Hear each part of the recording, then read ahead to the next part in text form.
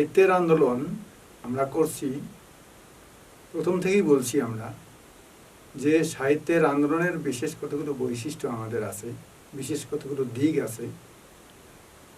তার মধ্যে একটি গুরুত্বপূর্ণ দিক হলো যে আমরা বলেছি যত পরিবর্তন হয়, সামাজিক পরিবর্তন, বিশেষত আমূল পরিবর্তন যে জায়গাগুলোতে হয়েছে, সেখানে আমরা লক্ষ্য করেছি, ইতিহাস পর্যালোচনা করেছি, দেখা গেছে যে সাহিত্যই হলো তার মূল কারণ। মূলত সমাজ পরিবর্তনের ক্ষেত্রে সাহিত্য মূলত সমাজের যে জমিটা, সে মাটিটাকে কর্ষণ করে, উর্বর করে এবং সেটাতে ফসল ফলাবার উপযোগী অবস্থা আনে। পরবর্তী নেতৃত্ব, সমাজ নেতৃত্ব, বিশেষ করে রাজনৈতিক যে নেতৃত্ব, তারা এসে সেখানে জনগণকে নিয়ে সেই পরিবর্তনের কাজটা করেন। আমরা যদি দেখি আমেরিকার স্বাধীনতা সংগ্রাম, সেক্ষেত্রেও দেখব যে মূলত সাহিত্যিকরা এই সংগ্রামের যে মনোভূমি, এটা তৈরি করেছিলেন। আমরা জানি টমাস পেইন তার কমন সেন্স এবং দ্য আমেরিকান ক্রাইসিস, এই দুইটা বইয়ে তিনি ব্রিটিশ রাজতন্ত্রের বিরুদ্ধে মূলত আমেরিকার যে উপনিবেশবাসী যারা, তাদেরকে প্রেরণা দিয়েছিলেন। টমাস জেফারসন তিনি স্বাধীনতার ঘোষণাপত্র রচনা করে দার্শনিক এবং রাজনৈতিক ভিত্তি স্থাপন করে আন্দোলনকে ত্বরান্বিত করেছিলেন।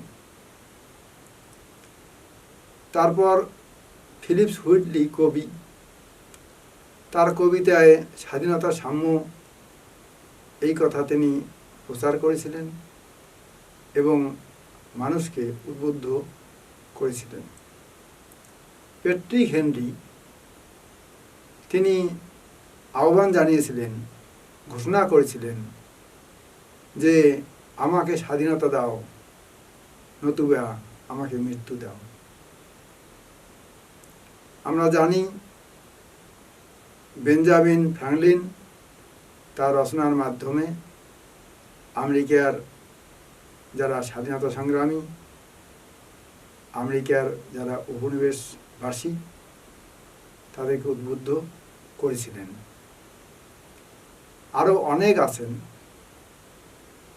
যাদের নাম বলা হলো না, সবাই মিলে আমেরিকার এই স্বাধীনতা সংগ্রামের জমি প্রস্তুত করেছিলেন। এরপরে আমরা বলতে পারি ফরাসি বিপ্লবের কথা। আমরা জানি যে রুশো তার সামাজিক চুক্তি মতবাদ ব্যাখ্যা করে জনগণকে বোঝাতে চেয়েছিলেন, মানুষকে বোঝাতে চেয়েছিলেন যে জনগণই হলো ক্ষমতার মূল উৎস, রাজা নয়। এবং তারপরে আমরা দেখেছি মন্টেস্কুর কথা, ভলতেয়ারের কথা। ভলতেয়ার বিখ্যাত দার্শনিক, তিনি চার্চের যে অযৌক্তিক ধারণাগুলো, কুসংস্কারগুলো, সেগুলোকে তিনি সমালোচনা করেছিলেন এবং মানুষকে চেতনা দেওয়ার চেষ্টা করেছিলেন। মন্টেস্কু তার যে গ্রন্থ, বিখ্যাত গ্রন্থ দ্য স্পিরিট অফ লস, সেখানে তিনি বললেন যে ক্ষমতা একজনের হাতে থাকলে তিনি স্বৈরতান্ত্রিক হতে পারেন। তাই ক্ষমতা তিন ভাগ করতে হবে: আইন বিভাগ, শাসন বিভাগ, বিচার বিভাগ। স্বতন্ত্রভাবে তারা কাজ করবে, তাহলে জনগণের উপর অহেতুক অন্যায় হবে না, অন্যায় অত্যাচার হবে না। এভাবে একটা গণতান্ত্রিক, একটা উদারনৈতিক, একটা প্রজাতান্ত্রিক ভিত্তি তিনি স্থাপন করেছিলেন। আমরা জানি দিদিরও শহর ডি ওলেমবার্ট এই ধরনের যারা এনসাইক্লোপিডিস্ট, তারা মানুষকে যুক্তিবাদী করতে জ্ঞানকোষ রচনা করেছিলেন। পল জিনমারাত তিনি তার লেখনীর মাধ্যমে রাজতন্ত্রের বিরুদ্ধে মানুষকে উদ্বুদ্ধ করার চেষ্টা করেছিলেন।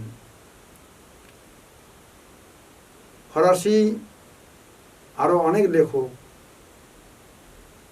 এই ফরাসি বিপ্লবের প্রাক্কালে এখানকার এই জমি চাষের অর্থাৎ আন্দোলনের মনোভূমি তৈরির প্রয়াস চালিয়েছিলেন।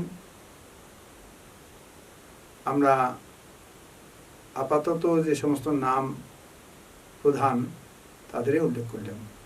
আমরা এরপরে রুশ বিপ্লবের কথায় আসি। আমরা জানি নিকোলাই গোগোল একটি স্মরণীয় নাম। তিনি তৎকালীন সোভিয়েত ইউনিয়নের জারতন্ত্রের বিরুদ্ধে মানুষকে উদ্বুদ্ধ করেছিলেন। আমরা তার পরবর্তীকালে আরও অনেক লেখককে পেয়েছি। ম্যাক্সিম গোর্কি তার মাদার উপন্যাসের মাধ্যমে সোভিয়েত ইউনিয়নের সেই সময়ের বিপ্লবীদের উদ্বুদ্ধ করার চেষ্টা করেছিলেন। দ্য লোয়ার ডেপথস যে নাটক, সেখানে মানুষের দুঃখ দুর্দশার কথা তুলে ধরা হয়েছিল। আমরা জানি যে ফিওদর দস্তয়েভস্কি, ইভান তুর্গেনেভ, ভ্যাসিলি জুকোভস্কি, তারপরে লিও টলস্টয়, পুশকিন, এনারা যদি কলম না ধরতেন রুশ বিপ্লব ত্বরান্বিত হতো না। তাছাড়া বিশেষ করে মার্কস, এঙ্গেলস, লেনিন, মাও সেতুং, এনাদের যে লেখা এবং শেষ পর্যন্ত এনাদের নেতৃত্ব, বিশেষ করে রুশ বিপ্লবে লেনিনের যে নেতৃত্ব রুশ বিপ্লবকে বাস্তবায়িত করেছিল এবং নতুনভাবে একটা সমাজের উদ্ভব হয়েছিল। সমাজ পরিবর্তন, একটা আমূল পরিবর্তন সফল করা সম্ভব হয়েছিল। এরপরে আমরা আসি ভারতের স্বাধীনতা সংগ্রাম। ভারতের স্বাধীনতা সংগ্রাম আমরা সকলেই জানি।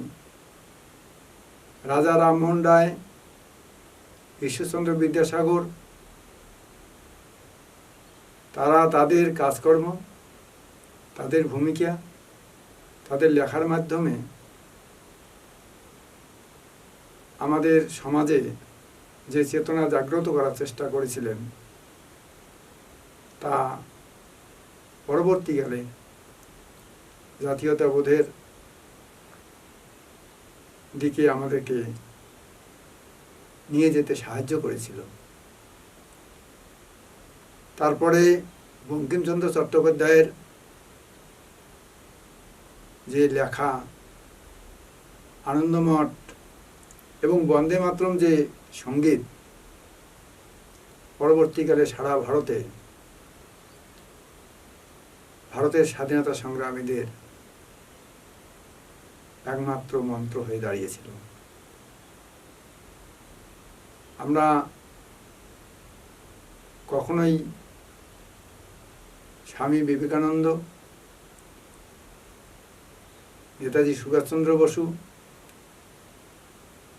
মহাত্মা গান্ধী, তাদেরকে শুধুমাত্র সমাজ নেতৃত্ব হিসেবে আমরা দেখি না। তাদের যে লেখা, তাদের রচনাবলী ভারতবাসীকে যে চেতনায় উদ্বুদ্ধ করেছিল, তা না করলে ব্রিটিশ বিরোধী আন্দোলন পরবর্তীকালে বাস্তবায়িত হতো না, সম্ভব হতো না। তাছাড়া আরো অনেকের নাম তো বলতেই হবে, সবার নাম বলা সম্ভব না হলেও আমাদের কবিগুরু রবীন্দ্রনাথ ঠাকুর, কাজী নজরুল ইসলাম, সুকান্ত ভট্টাচার্য এবং তার সঙ্গে শরৎচন্দ্র চট্টোপাধ্যায়, সকলের নাম আমাদের স্মরণীয়। ভারতের স্বাধীনতা সংগ্রামের ইতিহাসে এনাদের লেখা, এনাদের ভূমিকা না থাকলে আমাদের এই স্বাধীনতা সংগ্রাম সফল হতো না।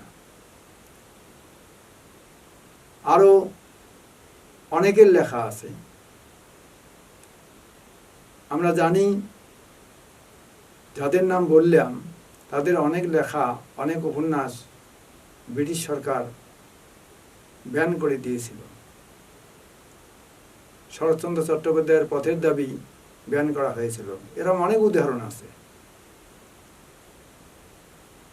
আমাদের এই যে বিপ্লবীদের ইনকিলাব জিন্দাবাদ, হযরত মোহনের যে স্লোগান, এটা আমাদেরকে আজও উদ্বুদ্ধ করে।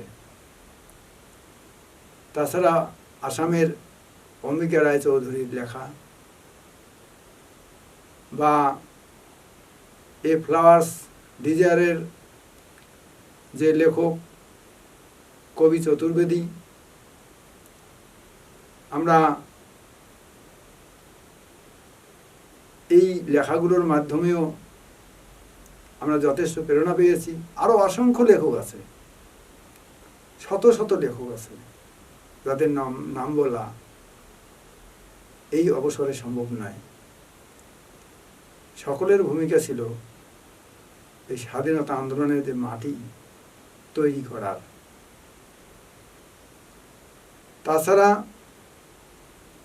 আরো যে সমস্ত আন্দোলন হয়েছিল পৃথিবীতে, অস্ট্রেলিয়া, আফ্রিকা, চীন, সব ক্ষেত্রেই এই লেখকদের, সাহিত্যিকদের ভূমিকা ছিল। কিছু আফ্রিকার ক্ষেত্রে, অস্ট্রেলিয়া বা চীনের ক্ষেত্রে কয়েকজনের ভূমিকার কথা আমরা পর্দায় দিচ্ছি, এবং এ নিয়ে গবেষণা আরো হওয়া দরকার। তাহলে আরো অনেক তথ্য এখান থেকে বের হবে, সাহিত্যের অবদান কি, এই ব্যাপারটা আরো পরিষ্কার হয়ে যাবে। ধন্যবাদ।